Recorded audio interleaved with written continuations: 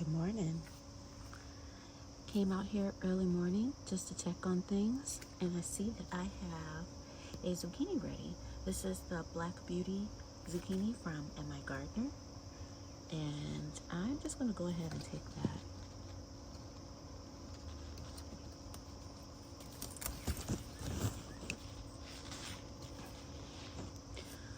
Look at that. I actually meant to get this yesterday, but better to be a day late than never. I've got a watermelon update. So I was checking on my cantaloupe here, and remember, this is the Minnesota Midget cantaloupe from My Gardener. This is a personal sized cantaloupe. As you can see, it fits very snugly in the palm of my hand, really takes up my whole hand, and it is now ripe. I was coming over here to look at it and to smell it, and it just fell off in my hand. It actually has been sitting inside the house for a few days, but I wanted to come and show you guys, because initially there and here had a little split to it, so I'm glad I got it when I did. But the advantage of having the sling here is that when your fruit does detach, when it's ripe, it'll detach, at least the cantaloupes will, from what I hear. It won't fall to the ground because the little sling, the little hammock is there. Again, I made these out of a pair of old, clean pantyhose. And the smell on this, oh my gosh, it is amazing. I cannot wait to eat it. All right, so we're inside, and I'm gonna cut this baby open. Cannot wait to see the inside. And again, the smell coming off of this is awesome. And look at it. This is so beautiful. So this is the Minnesota Midget cantaloupe from My Gardener, and it's like a personal sized cantaloupe. It smells so sweet, very pungent, sweet melon aroma coming off of that. This is it cut in half, and it's kind of hard to cut and taste with one hand. Nice and juicy. I would definitely grow this again. As a matter of fact, I think next year I'm going to grow this in a few other places, in the GreenStalk and outside of the GreenStalk if I can. And I was able to cut a little piece there. And it is so sweet. So definitely a thumbs up for the Minnesota Midget cantaloupe, grown in a GreenStalk. It works, and it's worth it. You should try it. So in today's video, I want to focus on the topic to pull or not to pull. So we're at that point in time in the season that if you planted crops like a determinate tomato, it may or may not be time to pull those. So we have here what actually is an indeterminate tomato, but as you can see, it has seen better days. This was the blueberry. It's like a blueberry cherry tomato. I was so excited to try it this year, but it really didn't taste good, and it definitely did not have any sort of hint of blueberry taste to it. And the leaves have just been slowly withering and dying, and I've been constantly fighting with birds for the cherry tomatoes that it did produce.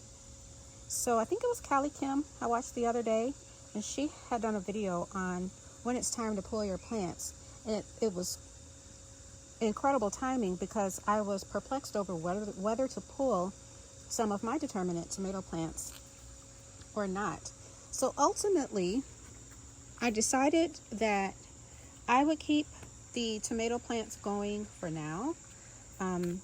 A lot of them have started to ripen, but some of the plants that I thought were on their way out are doing things like forming new fruit. So long as they are forming new fruit, I will leave them and let them do their thing. But I guess once they have finished with their last hurrah, then I will go ahead and pull them out. Like, for example, This is a golden nugget cherry tomato, and I thought this was done, but it's put on fresh green leaves. You can see the brown ones down there, and it started flushing out new tomatoes. So long as it's giving me produce, I'm going to leave it. But for now, I am going to say sayonara to this tomato plant. It wasn't a great producer. It didn't taste like I thought it was going to taste.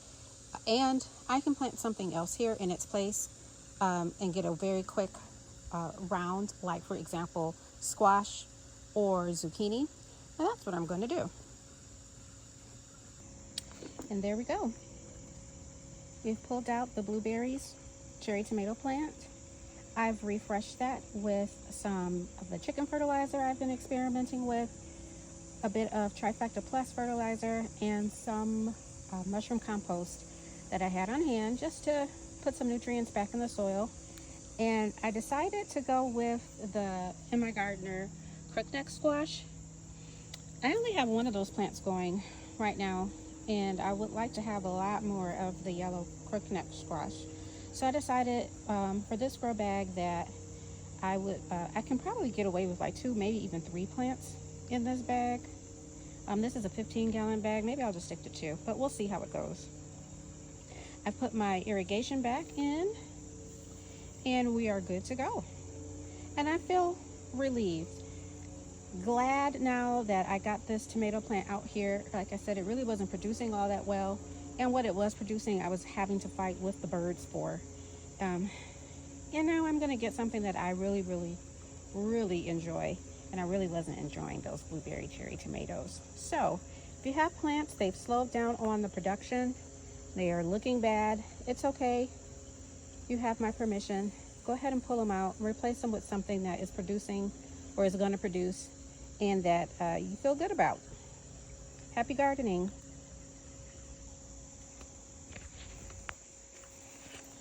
Let's do a quick tomato harvest.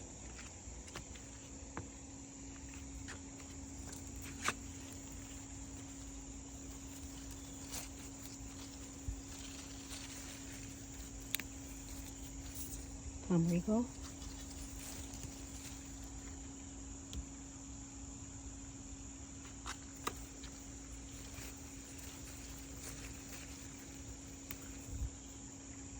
Womp womp.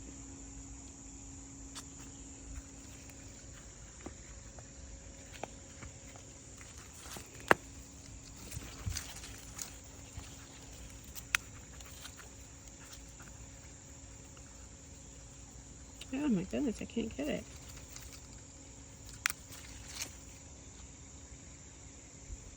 Fascinator.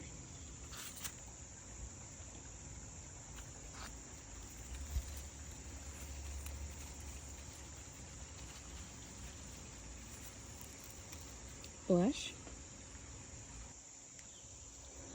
Martino's Roma.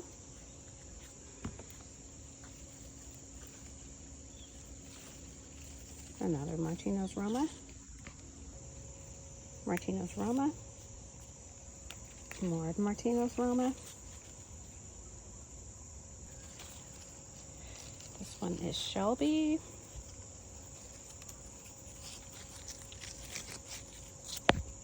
And another Shelby.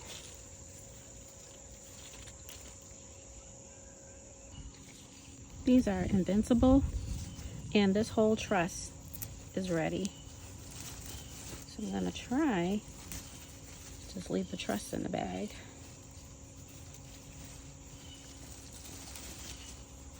Okay, that's not working.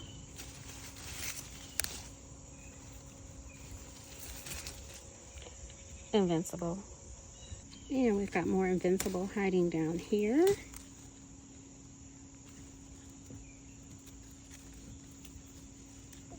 Too many concussions. Okay, and we have Tachi, which is blushing, so I'm going to go ahead and take that. And that one. And another Tachi.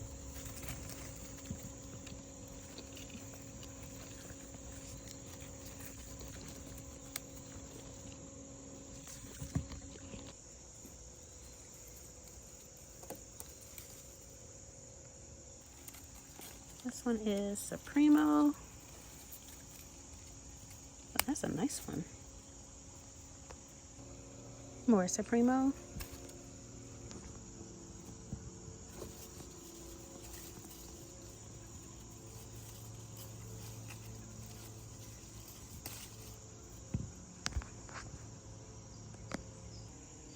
And Shelby.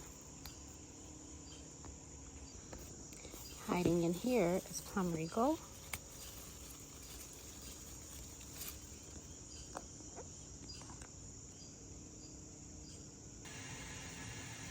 And here's our harvest.